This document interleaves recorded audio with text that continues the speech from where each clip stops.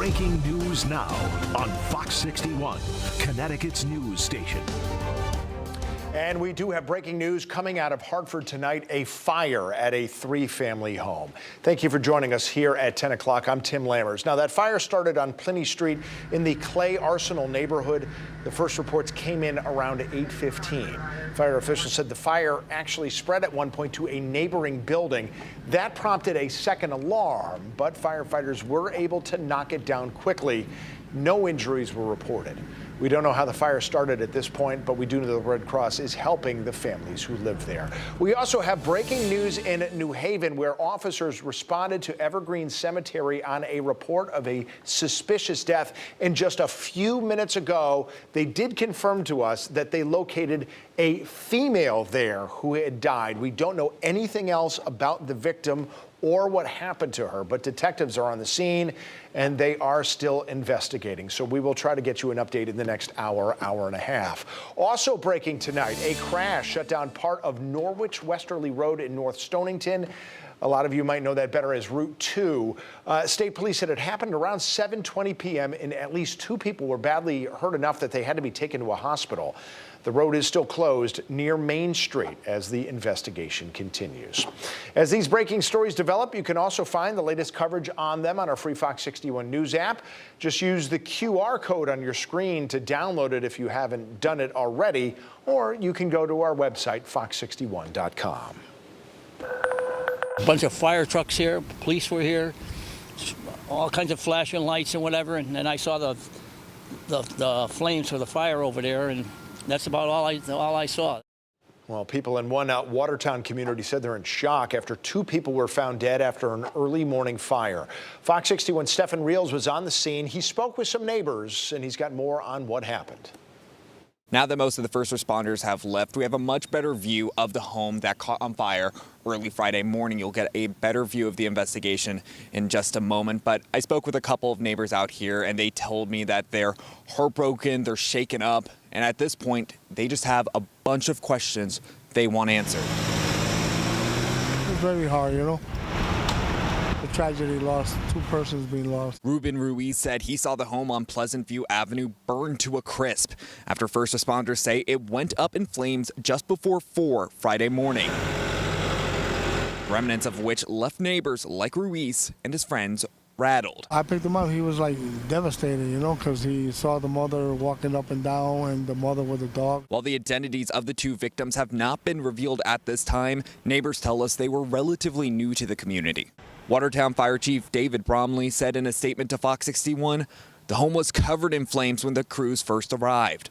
Crews began to fight the fire and later found the 2 victims. I guess it burned right to the ground, huh?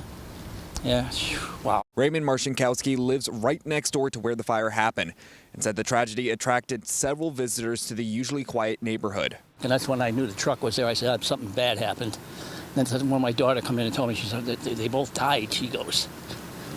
Yeah, she says she's really upset. With questions still in the air, like what caused the fire, for some people, Friday's fire now serves as a wake-up call. And those like Marcinkowski say it's a reminder to check your smoke detectors. I don't understand. We got all our smoke things and everything, all that works. I don't know if maybe they didn't have it working, or maybe who the heck knows what they were doing. State fire marshals and the Watertown Police Department, they're investigating what caused the fire. And since this is still a developing situation, we'll update you on air and online as we learn more. In Watertown, Stephen Reels, Fox 61. Stephen, thank you. Talking about the weather, all in all, it has been a pretty nice week if you like nice sun, warm weather, but the changes are coming. And Deshaun Robinson, it looks like maybe there could be some very strong storms tomorrow.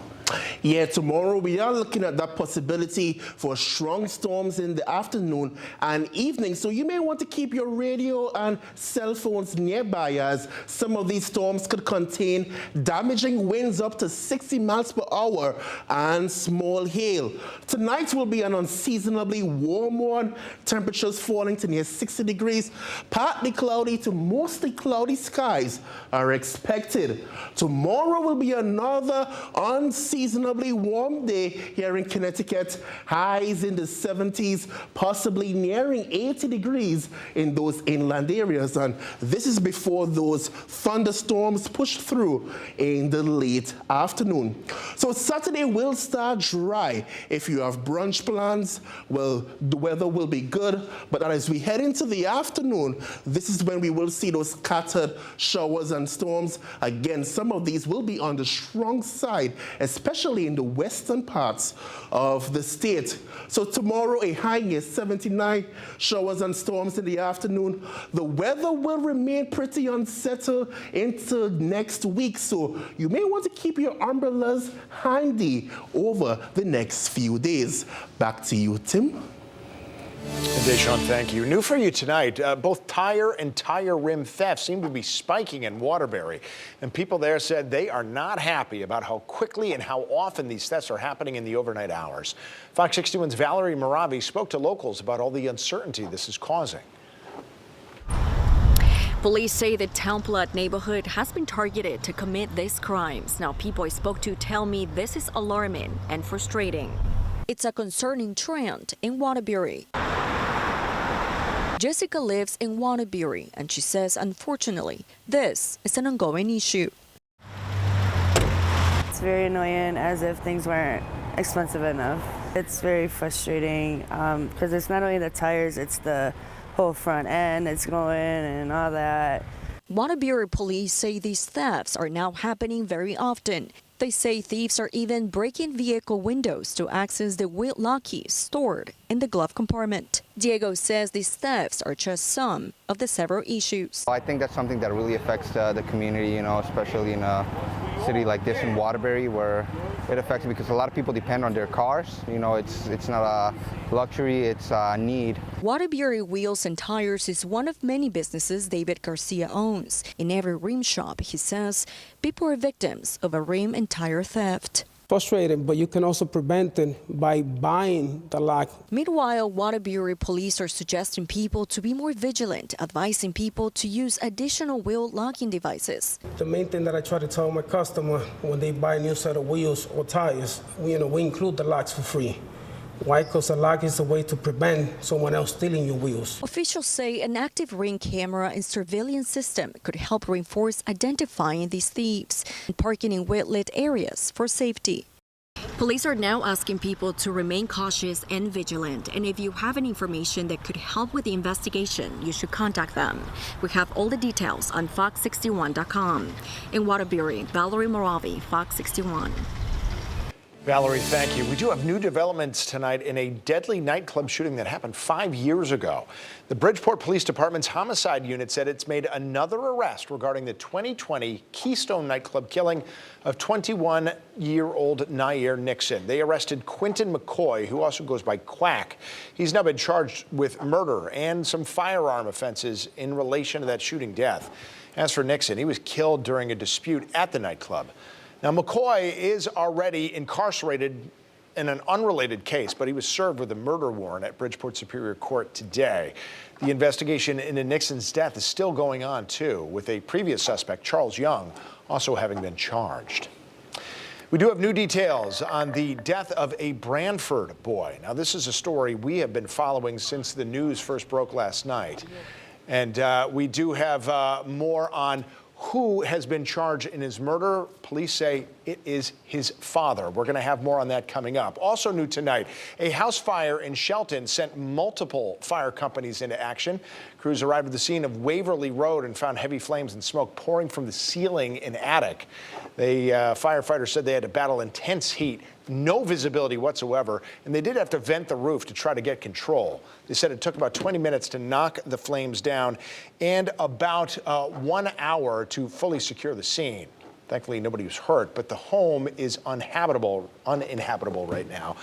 The fire marshal is still investigating the cause. Okay, back to that story in Branford. Again, a father charged with murdering his own son. His name is Anthony Esposito Jr. He faced a judge for the first time this morning.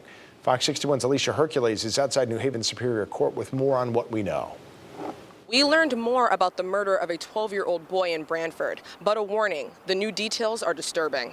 It's a clear danger to the community, were to pose his extreme risk to both his family and society. Anthony Esposito Jr. appeared in court Friday for his arraignment after police say he beat his 12-year-old son, Anthony P. Esposito, to death with a baseball bat. According to court documents, Esposito Jr. told police he heard voices in his head of his late mother and father. He said they told him not to allow his son to get away with disrespecting him. Court documents say Esposito Jr. then went downstairs where his son was, grabbed a baseball bat, and hit him in the back of the head.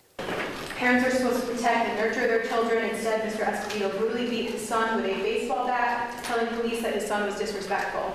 The prosecution in the case says Esposito Jr. also tried to kill his daughter. He also pushed his 16-year-old daughter down the stairs and admitted to police that if he were able to get a hold of that baseball bat, he would have killed her too.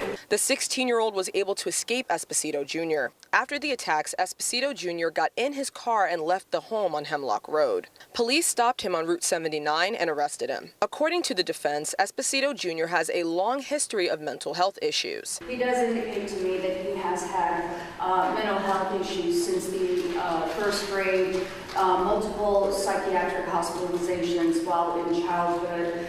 His mother recently committed suicide. The defense also says Esposito Jr. claims he endured severe physical abuse throughout his childhood. And that the police report does reflect that he was hearing voices as well. Esposito is charged with murder with special circumstances and criminal attempted murder. The community has been left shocked and heartbroken in the wake of this tragedy. Anthony P. Esposito was a 6th grade student in the Walsh Intermediate School, a part of the Branford Public School District. Superintendent of Public Schools Christopher Tranberg says, quote, "This heartbreaking news has deeply affected our entire school community, and there are simply no words that can truly express the sorrow we feel." Kimberly White lives in Branford. She says she's still in shock over the tragedy. I had no words. I'm like blown away because it really is like a quiet neighborhood. I literally feel numb right now. I feel like sad. Esposito's defense argued for a $1 million bond, but due to the nature of the charges, the judge agreed with the prosecution to keep the bond at $3 million. In New Haven, Alicia Hercules, Fox 61. Alicia, thank you. Anew at 10, nearly a quarter of Connecticut residents are now age 60 or older. That's according to a new report that's analyzing the health of older adults in the state.